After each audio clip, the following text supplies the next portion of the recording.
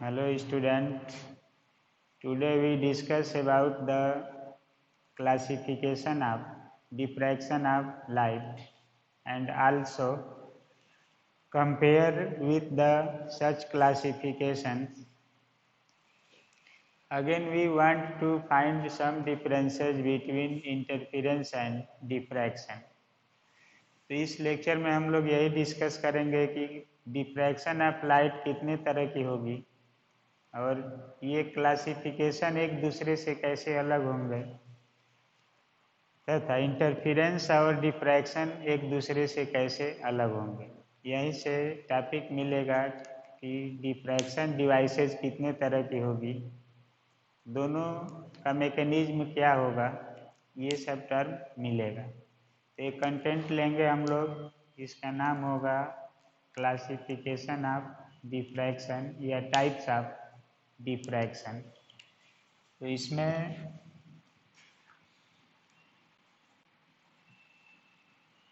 Types of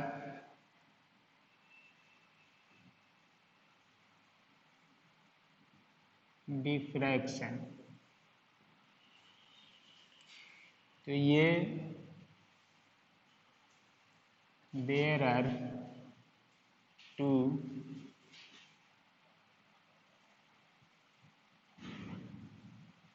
types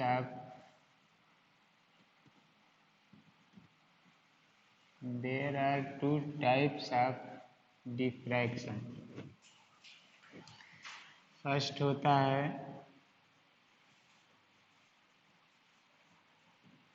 फ्रेस्नेल्स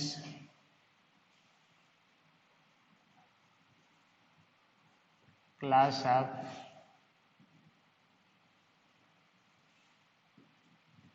diffraction. Second होता है Fraunhofer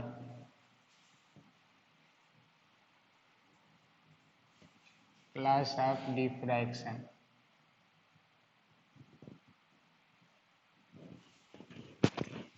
तो एक फ्रेस्नेल क्लास ऑफ डिफ्रैक्शन, एक फ्राउनहोफर क्लास ऑफ डिफ्रैक्शन। दो तरह का डिफ्रैक्शन एक्सप्लेन करना हम लोगों को। Now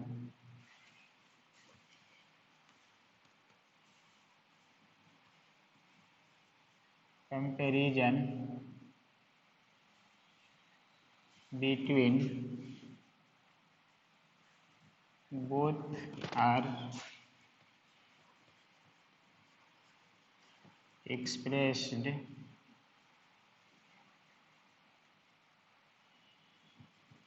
in the following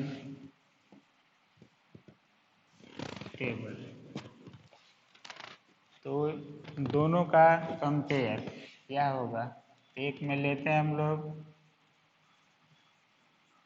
फ्रेस्नेल्स class या क्लास ऑफ डिफ्रैक्शन और एक में लेंगे हम लोग फ्राउनहोफर।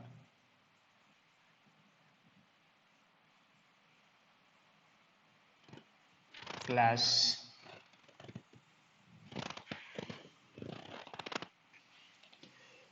फ्रेस्नेल या फ्रेस्नेल।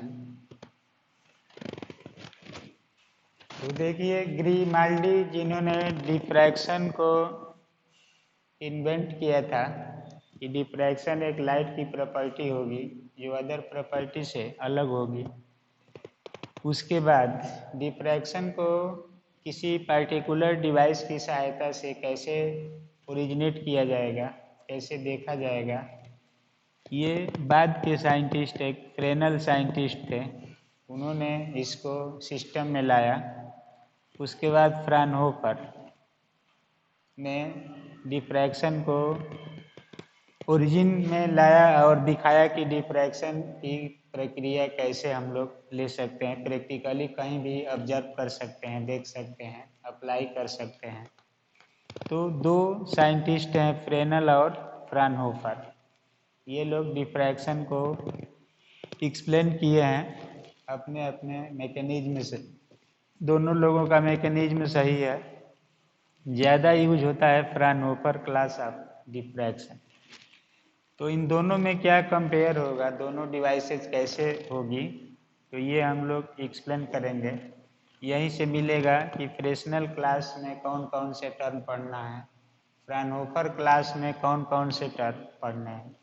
तो यहाँ पर दोनों का पहले कंपेयर करते हैं कि दोनों के अरेंजमेंट में क्या क्या डिफरेंसेस है।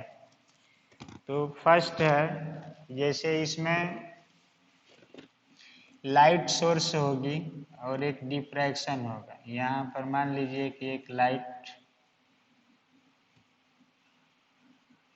स्लिट है, कोई ओपेक पोर्शन होगा,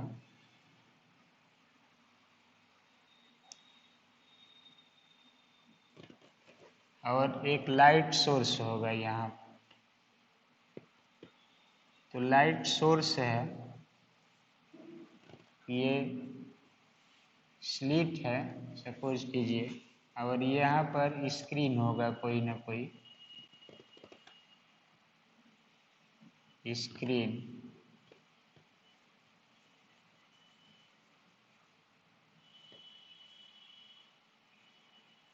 तो तीन चीज है, सोर्स, स्लिट, स्क्रीन।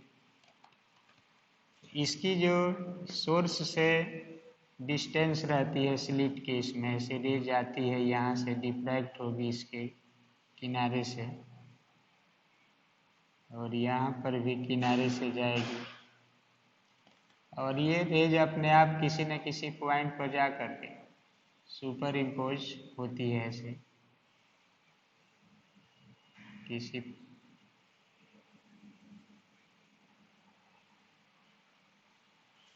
पॉइंट पर जाएगी इस तरह से। तो यहाँ से यहाँ की डिस्टेंस जो होती है फाइनाइट रखी जाती है, मतलब कुछ दूरी पर ये होगा। ये भी फाइनाइट डिस्टेंस पर रहेगा, यानी सोर्स और स्लिट, या इसको डिफ्रैक्शन डिवाइस कहते हैं। सोर्स होगा, ऑब्जर्विंग स्क्रीन होगा, तो सोर्स और स्लिट के बीच का डिस्टेंस फाइनाइट होगा। स्लिट के स्थान पर हम लोग कोई भी ले सकते हैं डिफ्रैक्शन डिवाइस ले सकते हैं। तो ये फाइनाइट डिस्टेंस पर होगा, ये भी फाइनाइट डिस्टेंस पर रहेगा स्क्रीन। इसमें जो सोर्स होता है, एक लेंस होता है ऐसे सोर्स के, फिर बीच में डिफ्रैक्शन डिवाइस होती है ऐसे। डिफ्रैक्शन डिवाइस जैसे single slit, double slit, triple slit, N slit, हम लोग कहते हैं डिफ्रैक्शन डिवाइस फ्राउनहोफर में। फ्रेस्नेल में भी उसी तरह से आता है, half period zone, zone plate, straight edge. इधर कोई स्क्रीन लेते हैं, इसके बाद भी एक लेंस लगाते हैं, यहाँ एक बड़े कर्वेचर का लेंस यूज होता है इसमें, कन्वेक्स लेंस।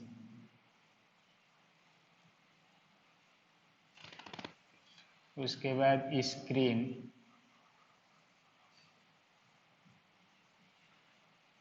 तो स्क्रीन होगा, लेंस L2 होगा, L1, और ये स्लिट, और ये सोर्स। सोर्स कहीं रख देंगे इसमें, तो इस पर रेज डाली जाती है ऐसे।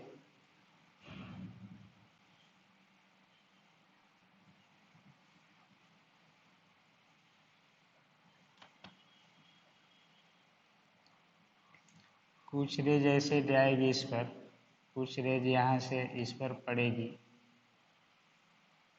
सोर्स से निकल कर ऐसे जाएगी।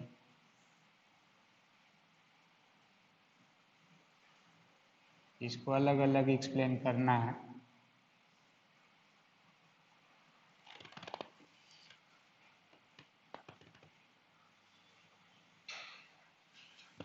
तो ये रेज कुछ सीधे निकलेगी, कुछ डिफ्रैक्ट हो जाएगी ऐसे।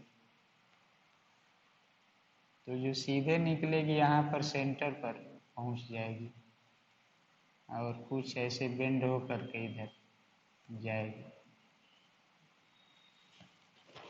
तो इसमें पैरेलल रेज निकलती है, यहाँ से भी पैरेलल हो जाती है। तो जब लाइट में पैरेलल रेज आती है तो इनफाइनाइट से आती हुई या इनफाइनाइट की ओर जाती हुई लिया जाता है।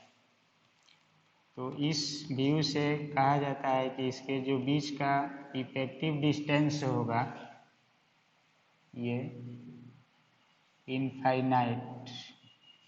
इनफाइनाइट का मीनिंग ऑप्टिक्स में या लाइट में होता है पैरेलल रेज, ये भी होती है इनफाइनाइट। तो इसका फर्स्ट होगा कि इसमें कोई लेंस नहीं यूज किया जाता है, मिरर, ये सेल्फ डिफ्रैक्ट होकर के मिलती है, सुपरपोज होगी कहीं ना कहीं। तो इसमें distance between source and slit को फाइनाइट रखा जाता है, जैसे 1 मीटर 50 सेंटीमीटर जितना रखना होगा फाइनाइट रहेगा। और इसमें रेज को सोर्स से लेंस लगा करके लेंस के फोकस पर रख देते हैं इसको, सोर्स को, तो पैरेलल रेज हो जाती है। और ये पैरेलल रेज स्लिट पर पड़ती है, डिफ्रैक्ट होती है, तो फिर पैरेलल रेज निकलती है। जैसे ये दोनों रेज पैरेलल है, उसी तरह से ये दोनों रेज पैरेलल होगी यहाँ तक, लेंस के कारण ये बेंड होकर मुड़ रही है। अगर इस लेंस को हटा दिया जाए तो दोनों ये पैरेलल चलती रहेगी, ये भी दोनों पैरेलल इनफाइनाइट पर चली जाएगी। अगर इस स्लिट को हम लोग यहाँ से लेंस हटा दें तो ये पैरेलल रेज यहाँ से जाएगी। तो सोर्स से स्लिट के बीच का डिस्टेंस इनफाइनाइट लिया जाता है, इफेक्टिवली ये माना जाता है। और स्लिट से स्क्रीन के बीच का भी डिस्टेंस इनफाइनाइट होता है। तो इस डिफ्रैक्शन पैटर्न में distance between source and slit and also slit and screen is finite या रिमेन्स फाइनाइट। इसमें होगा कि distance between source and slit as well as distance between slit and screen will be infinite. तो एक difference मिलेगा arrangement में, geometrical arrangement क्या होगा ये सब कर पाएंगे। तो इसका मीनिंग होगा, देखिए, in such class of diffraction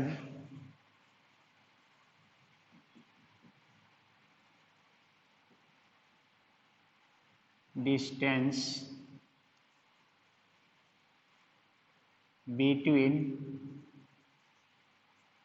source and slit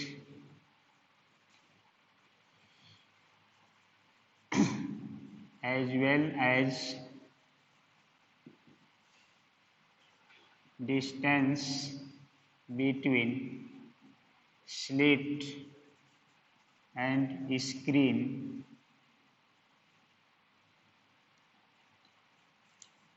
will be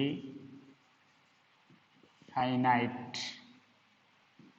तो ये फाइनाइट डिस्टेंस पर होगी, ये अपने आप बेंड होगी, कहीं ना कहीं डिफ्रैक्ट होकर सुपर इम्पोज होगी। ये हम लोग अलग अलग एक्सप्लेन करेंगे, लेकिन दोनों नाम में क्या कंपेयर होगा, डिफ्रैक्शन कितने टाइप्स में मिलेगा, तो ये क्वेश्चन एराइज होता है इस पर। तो उसका समाधान कैसे होगा हम लोग इसमें एक्सप्लेन करेंगे। इसमें यही चीज होगी, जैसे in such class of diffraction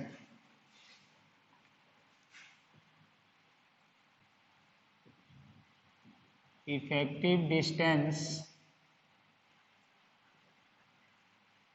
between source to slit and source to slit and also slit to screen will be infinite, infinite distance पर होंगे। इनफाइनाइट का मीनिंग लाइट में पैरेलल रेज से लिया जाता है। जब रेज पैरेलल हो जाती है, कोई भी रेज पैरेलल है ऐसे, तो मान लिया जाता है कि इनफाइनाइट से आ रही है और इनफाइनाइट की ओर जा रही है। तो इसका मीनिंग यही है। अब इसका अर्थ कभी ये नहीं होगा कि ये दोनों सोर्स और स्लिट इनफाइनाइट डिस्टेंस पर कर दिया जाए और स्लिट स्क्रीन इनफाइनाइट डिस्टेंस पर कर दिया जाए, तो ये कभी रियल घटना नहीं हो सकती है जो इनफाइनाइट डिस्टेंस पर हो और उसको हम लोग लैब में या अपने काम में कहीं रियलाइज कर लें। तो ये मीनिंग यहाँ इनफाइनाइट का मीनिंग होता है parallel rays. Incoming rays to the slit and also outgoing from the slits rays remains parallel to each other। तो दो रेज पैरेलल होगी, कोई ना कोई, ये पैरेलल है इसके, ये पैरेलल होगी, इसी तरह और भी डिफ्रैक्टेड रेज निकलेगी। तो नेक्स्ट टॉपिक में हम लोग उसको डिस्क्राइब करेंगे अलग अलग। अभी दोनों नाम का कंपेयर कर रहे हैं कि क्या डिफरेंसेस होगा। अब सेकेंड नंबर होगा, देखिए, in such class of diffraction, in such class of diffraction, the usual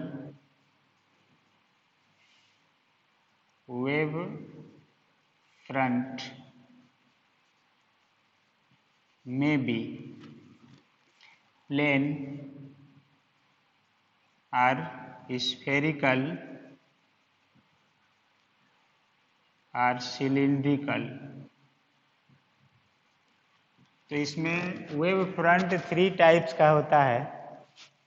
plane wave front, जैसे मान लीजिए वेव फ्रंट हम लोग पीछे डिस्कस किए हैं, तो इसमें तीनों वेव फ्रंट अप्लाई हो सकता है। प्लेन वेव फ्रंट और स्फेरिकल वेव फ्रंट और सिलिंड्रिकल वेव फ्रंट, तो तीनों में से किसी को हम लोग यूज कर सकते हैं। तो in such class of diffraction the usual wave front में भी प्लेन और सिलिंड्रिकल और स्फेरिकल तीनों हो सकता है। इसमें आता है कि in such class of diffraction only plane wave front is applied. तो इसमें एक ही वेव फ्रंट अलाउ होगा जिसका नाम होगा प्लेन वेव फ्रंट। जैसे ये रेज जब यहाँ से पैरेलल होगी तो प्लेन वेव फ्रंट होगा, उसी पर ये पास करेगी। तो ये नेचर होगा प्लेन वेव फ्रंट इसमें। अब इसका जो थर्ड मीनिंग होगा ये होता है कि इन सच क्लास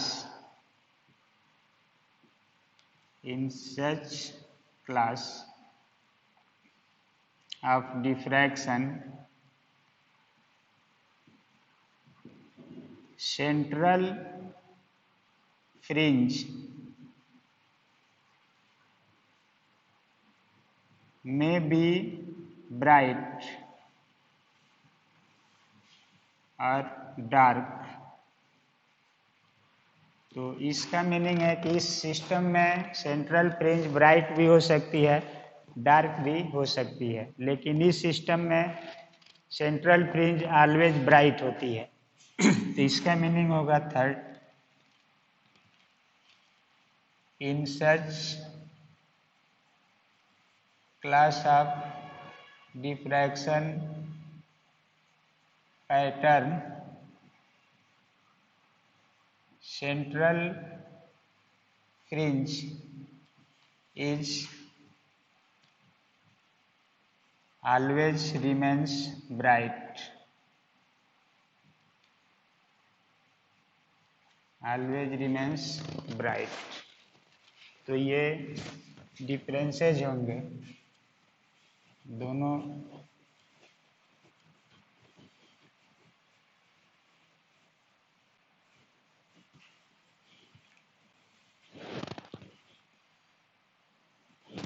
अब इसमें 4th नंबर होगा। देखिए इसमें सेंट्रल फ्रिंज ब्राइट होगी, प्लेन वेव फ्रंट का नेचर होगा, ये नेचर होगा। अब एक टर्न है कि इसमें लेंस या मिरर का यूज हम लोग करते हैं, इसमें लेंस या मिरर का यूज नहीं होता है। ये फ्रेस्नेल हाफ पीरियड जोन्स होगा, जोन प्लेट होगा, ऐसे टर्म आएंगे अगले टॉपिक में। तो इसका मीनिंग है कि in such class of diffraction there are no any lens is applied. इसमें कोई लेंस अप्लाइड नहीं होगा। इसमें आएगा in such class of diffraction there are two convex lenses are applied। तो इसमें 2 कन्वेक्स लेंसेज अप्लाइड होते हैं, जैसे एक बिटवीन स्लिट एंड सोर्स और एक बिटवीन स्लिट एंड स्क्रीन, तभी डिफ्रैक्शन दिखाई देगा। तो इसमें 2 कन्वेक्स लेंसेज यूज होंगे। इसी तरह से एक और लेते हैं। देखिए इस डिफ्रैक्शन पैटर्न को फाइंड करना बहुत कॉम्प्लिकेटेड होता है और ये इजीली प्राप्त हो जाता है। तो इसका मीनिंग है, देखिए इट्स जियोमेट्रिकल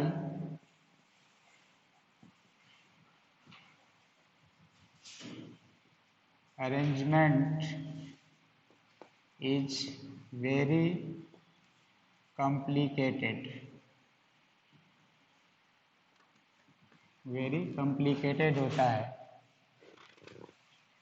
और ये जो होता है इट्स जियोमेट्रिकल सेटअप लिख सकते हैं, या arrangement setup is very easy,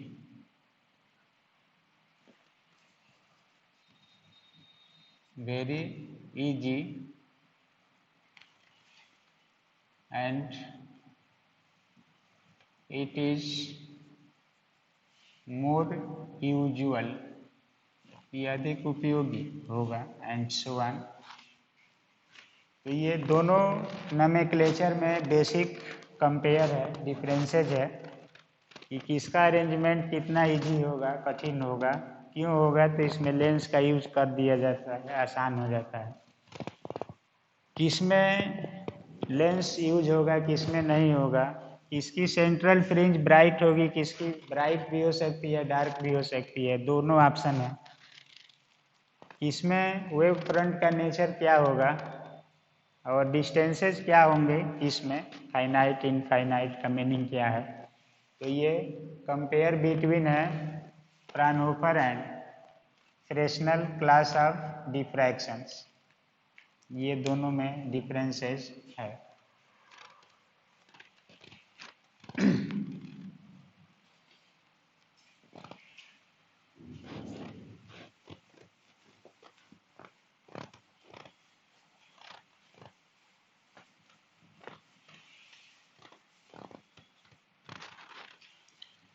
अब एक और कंपेयर यहीं पर हम लोग कर लेते हैं। कंपैरिजन बिटवीन इंटरफेरेंस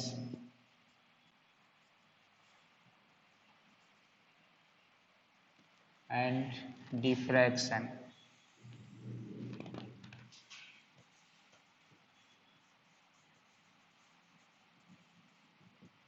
डिफ्रैक्शन तो इंटरफेरेंस एक नाम आया है और अब एक डिफ्रैक्शन नाम यहाँ पर स्टार्ट हो रहा है।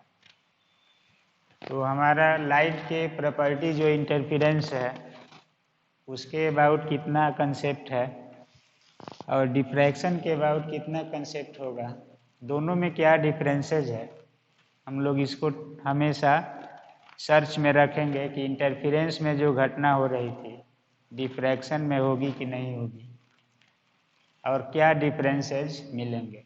तो ये कंपेयर कर लेते हैं पहले ही कि जो हम लोग थियरी या मैकेनिज्म में पढ़ेंगे आइदर फ्रेस्नेल और फ्राउनहोफर डिफ्रैक्शन पैटर्न, तो आइडेंटिफाई करेंगे कि दोनों में क्या डिफरेंसेस है इंटरफेरेंस के कंपेयर में। तो एक कंटेंट यहाँ ये एक्सप्लेन करते हैं, कंपेयर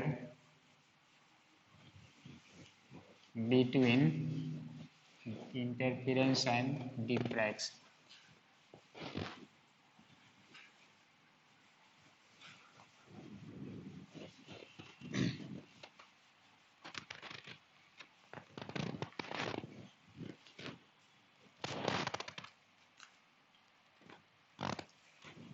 तो इसमें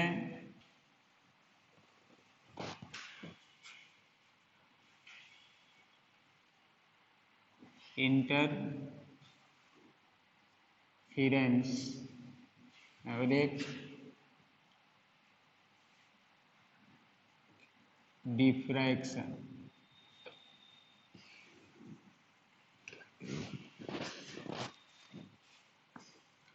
तो इसमें देखिए इंटरफेरेंस एंड डिफ्रैक्शन लाइट की दो अलग अलग प्रॉपर्टीज है, दोनों का कैरेक्टरिस्टिक्स बिल्कुल अलग अलग है, दोनों का ऑब्जर्वेशन अलग अलग है, दोनों का जो प्रॉपर्टीज है या एप्लीकेशंस है वो अलग अलग है।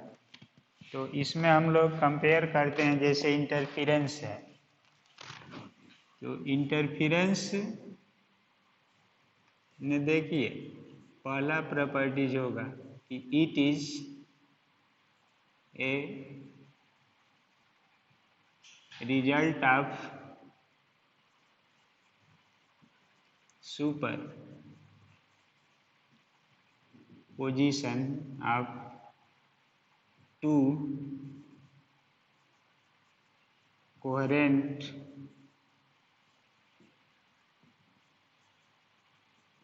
Waves, to coherent waves. तो इसमें टू कोहेरेंट वेव्स का सुपरपोजिशन होगा, ये जो होगा उसी तरह से it is a result of a single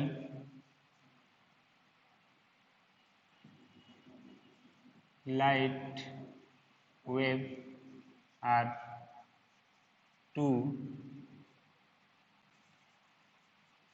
coherent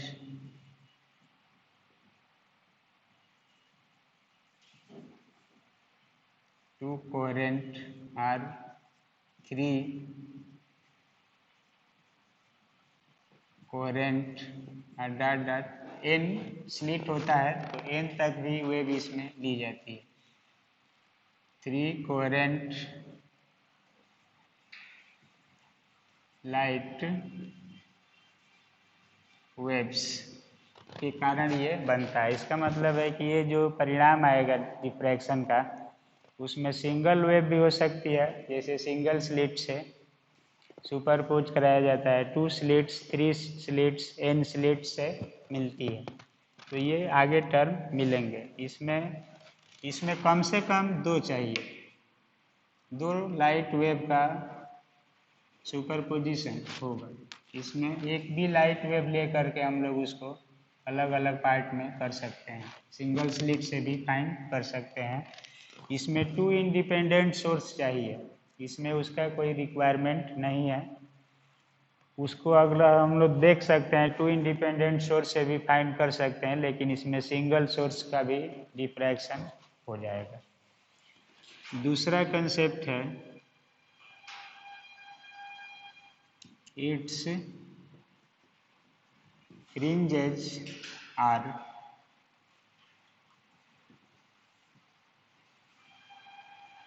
equally intense and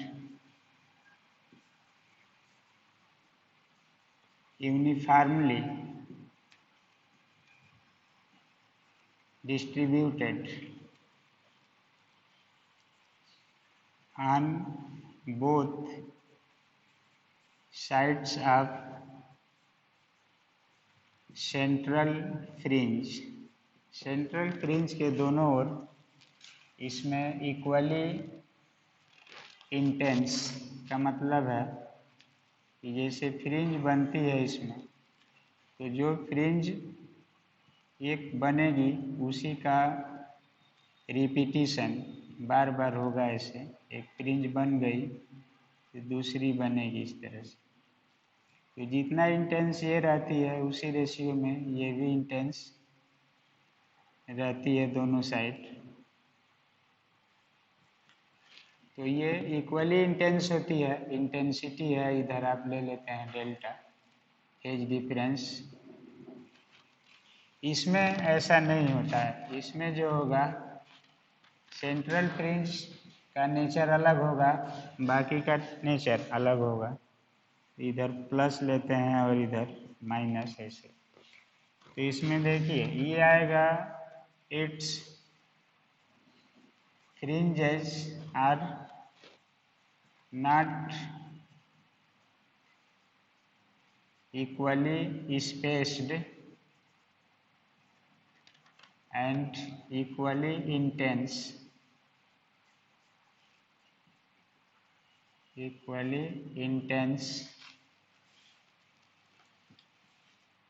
but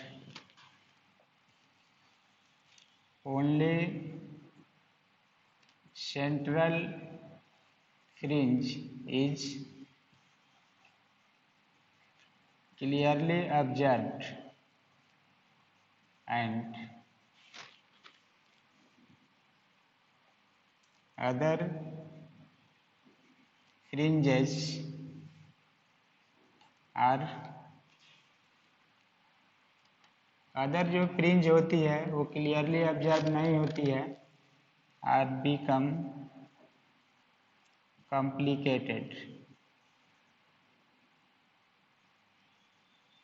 complicated का मतलब है कि बहुत पुअर इंटेंस की बनती है, ऑब्जर्व नहीं होती है, इनडिस्टिंक्ट हो जाती है, अलग अलग ऑब्जर्व नहीं होती है। तो इसका मीनिंग होगा कि जो सेंट्रल फ्रिंज होगी इसमें वो तो ब्राइट बनेगी। ऐसे मान लीजिए डेल्टा की वैल्यू है ये, तो सेंट्रल फ्रिंज इसमें इम्पॉर्टेंस रखती है, बड़ी बनेगी। ये दूसरी जो फ्रिंज होगी बहुत छोटी बनेगी, ऐसे तीसरी और छोटी होती जाएगी। तो उसी तरह से दोनों साइड होगी फ्रिंज ये। तो इसमें फ्रिंज सेंट्रल फ्रिंज जो होती है मैक्सिमम इंटेंस होती है, और जो सब्सिडरी फ्रिंज होती है ये बहुत पुअर इंटेंस होती है और जल्दी ऑब्जर्व नहीं होती है। तो डिफ्रैक्शन में सेंट्रल मैक्सिमा का ही रोल होता है, सेंटर पर लाइट अधिक से अधिक कलेक्ट कर लिया जाए। इसमें यूनिफॉर्म डिस्ट्रीब्यूशन को नॉन यूनिफॉर्म बनाया जाता है, लेकिन जो फ्रिंज बनती है ब्राइट तो इक्वली इंटेंस होती है। इसमें भी नॉन यूनिफॉर्म डिस्ट्रीब्यूशन होगा, सेंटर पर अधिक लाइट आएगी, फिर डार्क होगा, फिर हल्का सा ब्राइट होगा, फिर डार्क, फिर पुअर ब्राइट, ऐसे बनेगी। तो ये सब आगे कैलकुलेट करके हम लोग निकालेंगे कि इसका इंटेंसिटी कितना होगा। अगर ये 100% है तो ये उसका लगभग 1/22वां हिस्सा बचती है, 1/62वां हिस्सा बचती है, बहुत पुअर हो जाती है। तो ये दोनों का ओरिजिन होगा interference diffraction.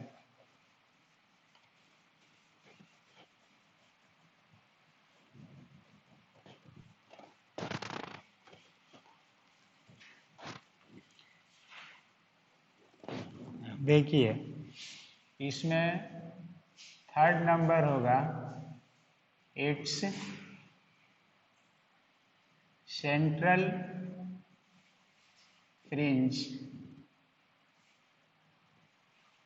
Is always bright. इसका सेंटर हमेशा ब्राइट होता है।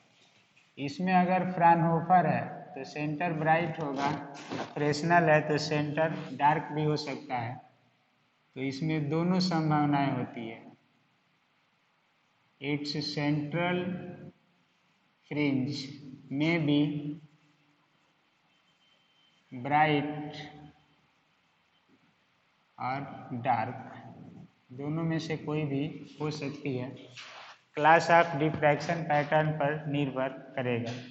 तो ब्राइट भी हो डार्क भी हो, इस तरह का कंडीशन इसमें आता है। और दूसरा मैकेनिज्म है कि एक में सुपरपोजिशन होगा, एक में कोई सुपरपोजिशन जरूरी नहीं होगा, होगा भी तो सिंगल वेव को दो वेव के रूप में कन्वर्ट करके कर लिया जाता है। तो ये सेंट्रल फ्रिंज इसकी ब्राइट होगी हमेशा, इसमें ब्राइट का कोई चांस नहीं है। डार्क भी होगी, ब्राइट भी होगी। अब देखिए ये जो लाइट की प्रॉपर्टी है, इंटरफेरेंस ऑफ लाइट, ये फ्रिंज बनाने के लिए हम लोग यूज करते हैं। और इसमें जो लाइट होती है उसको एक जगह मोड और मोड लाइट कलेक्ट करने के लिए यूज किया जाता है। तो ये जो फेनामेना होगा इसमें, it is applied to form the optical fringes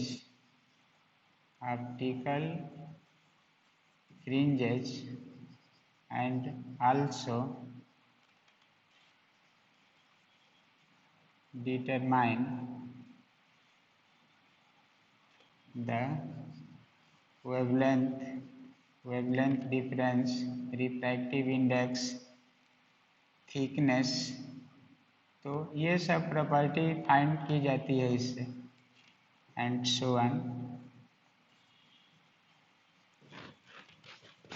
उसी तरह से ये होता है, it is applied to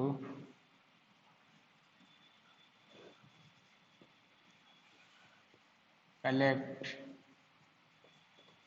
the light intensity at the central fringe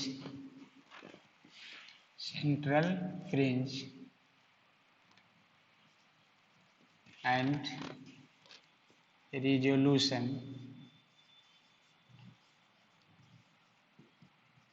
of object, जैसे टेलीस्कोप, माइक्रोस्कोप का resolving power, resolution of object by telescope, microscope, prism, grating and so on. तो ये दोनों में कंपेयर होगा। कभी कभी पूछ दिया जाता है कि डिफ्रैक्शन इंटरफेरेंस में क्या डिफरेंसेज है, फ्रेस्नेल फ्राउनहोफर डिफ्रैक्शन में क्या डिफरेंसेज है। तो ये सब टर्म मिलेंगे, एक दूसरे से कंपेयर कर सकते हैं कि दोनों का मीनिंग क्या है, पहले कंडीशन में क्या था, अब दूसरे कंडीशन में क्या होगा। तो डिफ्रैक्शन इंटरफेरेंस फ्रेस्नेल फ्राउनहोफर, ये कंपेयर है।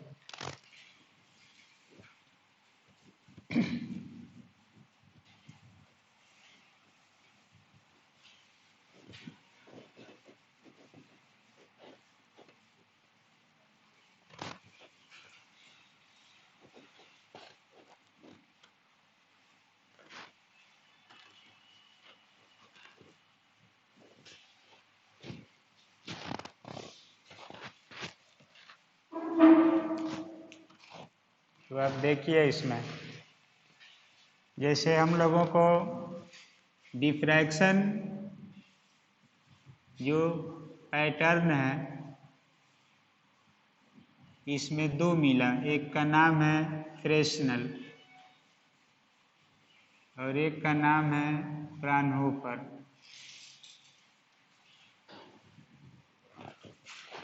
Diffraction pattern.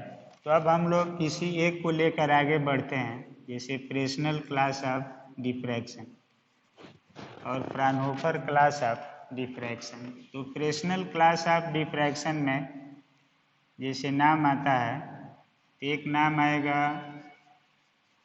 Fresnel half period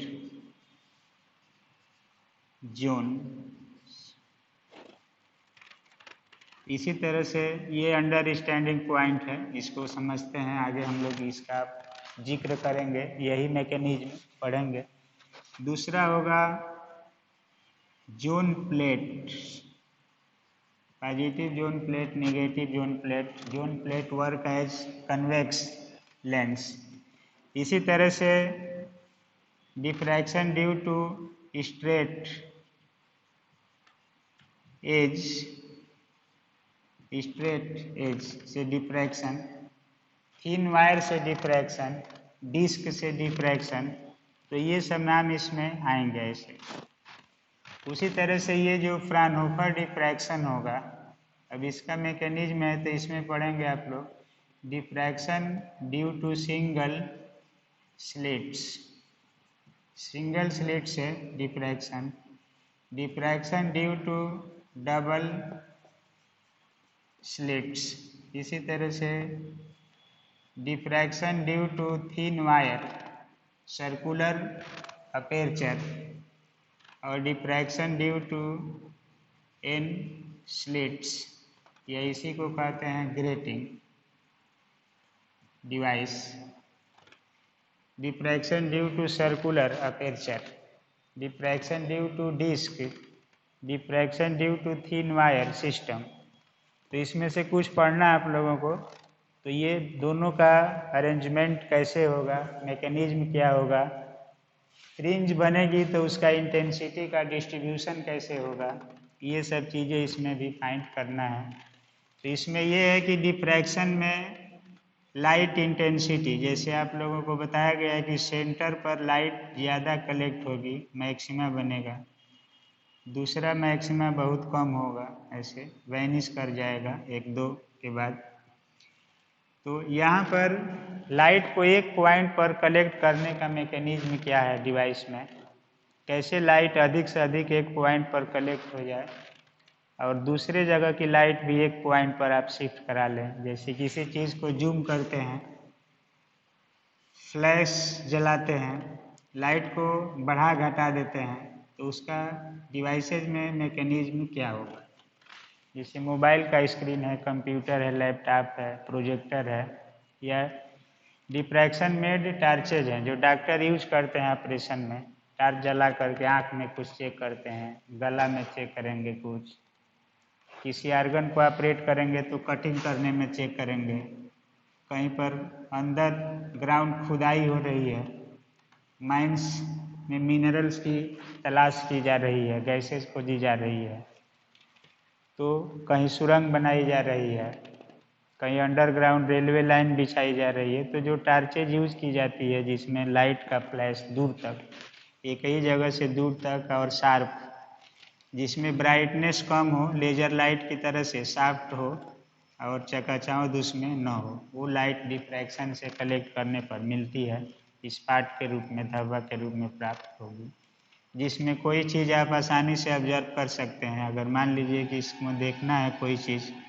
clear, तो टार्च जलाएंगे और सिंपल लाइट जलाएंगे तो इतना उसमें चकाचौंध उत्पन्न होगा, इंक्रोचमेंट होगा कि वो दिखाई नहीं देगी, आँख उसमें से इधर उधर चकमकाने लगेगी, और इसमें ऐसा कुछ नहीं होता है। आँख जैसे लेजर लाइट को आप स्पष्ट देखते हैं, उसी तरह ये डिफ्रैक्टेड लाइट जो कलेक्ट होती है दिखाई देती है। तो ये सब व्यवहार में डेली आप लोग यूज करते आए हैं। अब उसका मैकेनिज्म या साइंटिफिक मेथड क्या है, कैसे वो डिवाइस के अंदर काम कर रही है, कैसे आप इच्छानुसार उसको फोल्ड करते हैं, कभी बढ़ाते हैं कभी घटाते हैं, उसका मैकेनिज्म इन सब में मिलेगा। Distribution of light intensity main target होता है डिफ्रैक्शन का, और इंटरफेरेंस का टारगेट है कि इंटरफेरेंस से वेव नेचर ऑफ लाइट को फाइंड करना, फ्रिंज बनाना, ऑप्टिकल प्रॉपर्टी जैसे refractive index, thickness of transparent sheet, wavelength difference, resolution, कुछ इसमें हम लोग फाइंड करते हैं। तो दोनों का पर्पज या एम ऑब्जेक्टिव सब अलग अलग है। तो अब हम लोग डिस्कस करेंगे पहले फ्राउनहोफर क्लास ऑफ डिफ्रैक्शन क्या होगा, कैसे ये टर्म मिलेंगे, उसके बाद फ्रेस्नेल क्लास ऑफ डिफ्रैक्शन आएगा। तो नेक्स्ट टॉपिक हम लोगों का होगा फ्रेस्नेल क्लास ऑफ डिफ्रैक्शन और उसके बाद फ्राउनहोफर क्लास ऑफ डिफ्रैक्शन। तो ज़्यादा फ्राउनहोफर क्लास ऑफ डिफ्रैक्शन पढ़ना है, इसमें 2-3 टॉपिक दिया गया है, तो इसको हम लोग एक्सप्लेन करेंगे।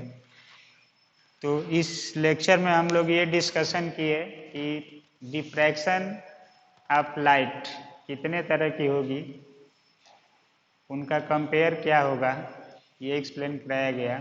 ओरिजिन क्या होगा दोनों का ये, और डिफ्रैक्शन इंटरफेरेंस में क्या डिफरेंसेस है, ये भी हम लोग एक्सप्लेन किए। अब बारी बारी से फ्रेस्नेल और फ्राउनहोफर डिफ्रैक्शन को एक्सप्लेन करेंगे।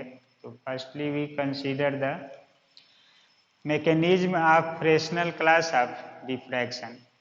तो ये नेक्स्ट लेक्चर में हम लोग डिस्कस करेंगे। तब तक के लिए ओके, थैंक यू।